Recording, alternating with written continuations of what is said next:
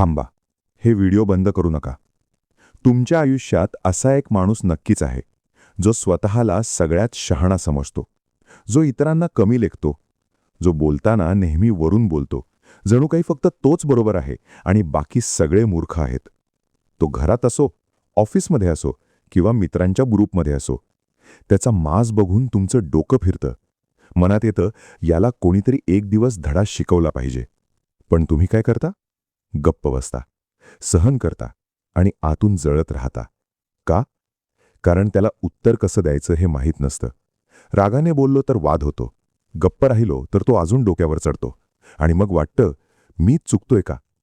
नाही, तुम्ही चुकत नाही. चूक त्याची आहे. आणि आज मी तुम्हाला सांगणार आहे की त्या चुकीची जाणीव त्याला कशी करून द्यायची. मानसशास्त्र सांगतं की प्रत्येक घमेंडी माणसाची एक कमजोरी असते. त्या कमजोरीवर बोट ठेवलं की त्याचा सगळा माज एका क्षणात गळून पडतो. आज मी तुम्हाला सांगणार आहे घमेंडी माणसाचा माज उतरवणारे 8 जालीम उपाय. हे उपाय प्रॅक्टिकल आहेत, मानसशास्त्रावर आधारित आहेत आणि तुम्ही उद्यापासूनच वापरू शकता.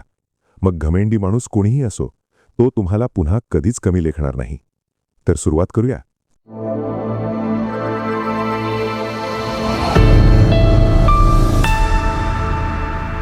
उपाय 1.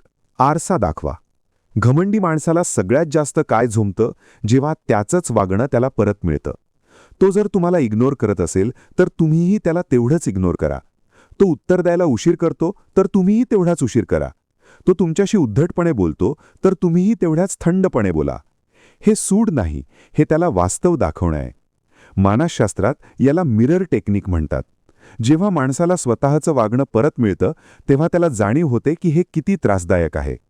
घमंडी माणसाला वाटत असतं की त्याचं वागणं फक्त त्यालाच शोभतं. पण जेव्हा दुसरा माणूसही तसंच वागतो तेव्हा तो अस्वस्थ होतो. त्याला वाटतं, हा माझ्याशी असं का वागतोय? तोच प्रश्न त्याने स्वतःला विचारायला हवा होता. आरसा दाखवण्याचा अर्थ असा नाही की तुम्ही त्याच्यासारखे व्हा. तुम्ही फक्त त्याला हे समजवत आहात की जे तुम्ही पेरता तेच उगवतं. हळूहळू त्याला कळेल की इतरांशी नीट वागलं नाही तर आपल्यालाही तसंच मिळतं आणि मग त्याचा माज आपोआप कमी व्हायला सुरुवात होईल. उपाय 2. शांत रहा. हे सगळ्यात मोठं शस्त्र आहे. घमंडी माणसाला काय हवं असतं? रिॲक्शन. तो तुम्हाला चिडवतो कारण त्याला तुमची प्रतिक्रिया बघायची असते. तुम्ही रागावलात, ओरडलात किंवा रडलात तर तो जिंकतो. पण तुम्ही शांत राहिलात तर तो पूर्णपणे गोंधळतो. त्याचं सगळं खेळणं बंद होतं.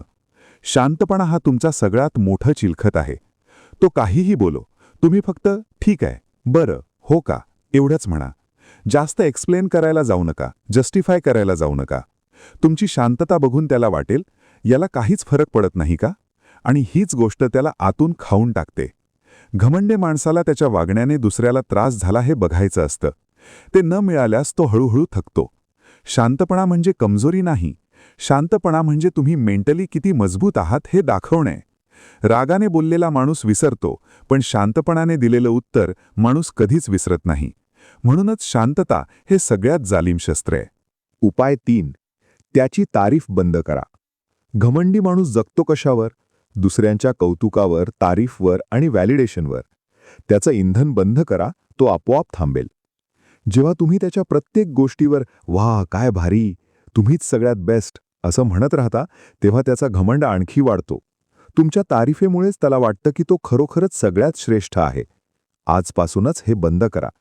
त्यांनी काहीही केलं तरी न्यूट्रल रिस्पॉन्स द्या. ठीक आहे, हो का, बरं झालं, एवढंच बोला. जास्त एन्थुझियाझम दाखवू नका. तो बढाया मारत असेल तर शांतपणे ऐका आणि टॉपिक बदला. व्हॅलिडेशन नाही मिळाली की घमंडी माणूस आतून अस्वस्थ होतो. त्याला वाटायला लागतं, आज हा माझ्याशी नीट का बोलत नाहीये? तो तुमचं लक्ष मिळवण्यासाठी वेगवेगळ्या गोष्टी करायला लागतो आणि मग आपोआप त्याचा माज कमी होतो. लक्षात ठेवा, तारीफ करणं चांगलं आहे, पण जे लायक नाहीत त्यांची तारीफ करणं म्हणजे त्यांचा घमंड वाढवणं होय. उपाय 4. स्वतःची किंमत वाढवा. घमंडी माणूस नेहमी त्यालाच दबवतो जो स्वतःला कमी समजतो. जर तुम्ही स्वतःवर विश्वास ठेवत नसाल तर तो तुम्हाला कधीच सन्मान देणार नाही. म्हणून सगळ्यात आधी स्वतःवर काम करा. नवीन स्किल्स शिका, नवीन नॉलेज मिळवा, आर्थिकदृष्ट्या पुढे जा.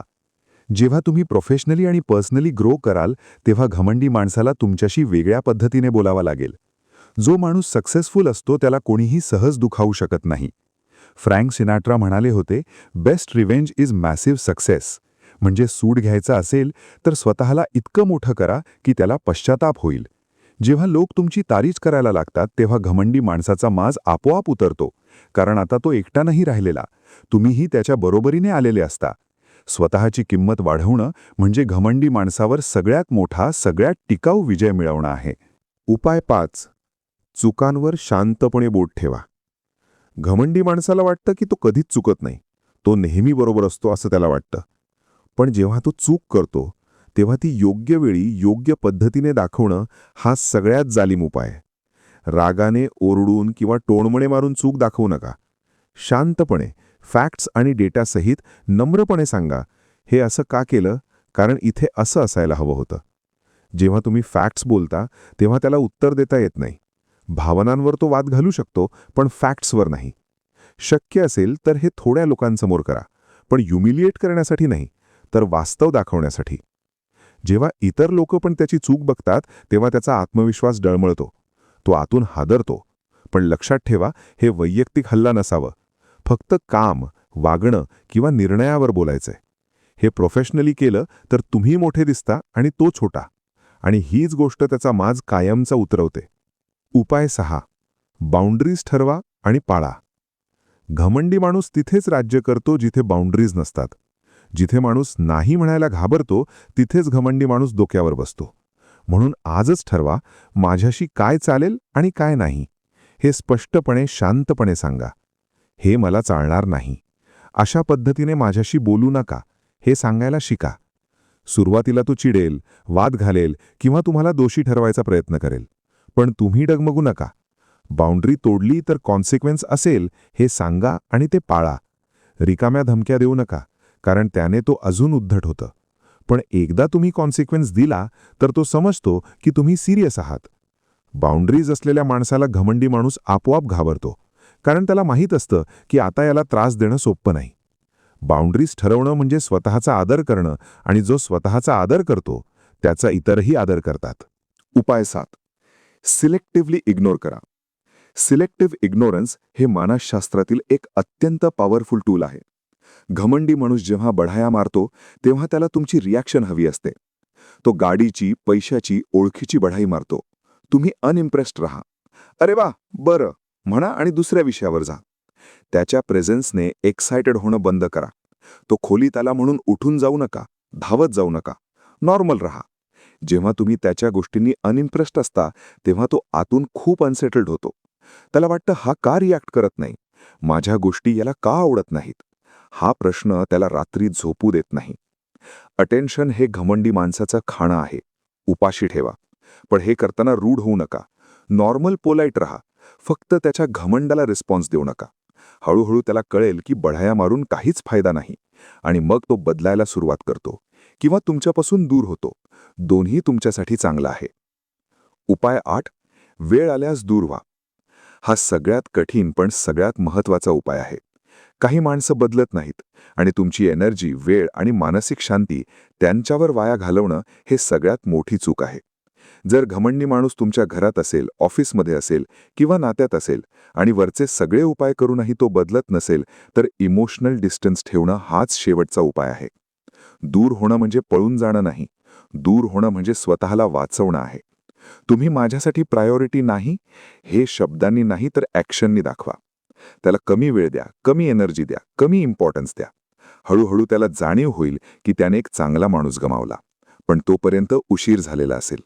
तुमची मेंटल हेल्थ, तुमची शांती, तुमचा आनंद हे सगळ्यात महत्त्वाचं आहे. कोणत्याही माणसासाठी ते गमवू नका. स्वतःला प्राधान्य देणं हे सेल्फिशनेस नाही, ते सेल्फ रिस्पेक्ट आहे.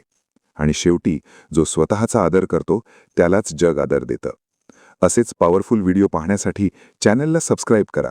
व्हिडिओ आवडला असेल तर लाईक करा, आणि पुढचा टॉपिक कोणता हवा ते कॉमेंटमध्ये नक्की लिहा. धन्यवाद. जय हिंद.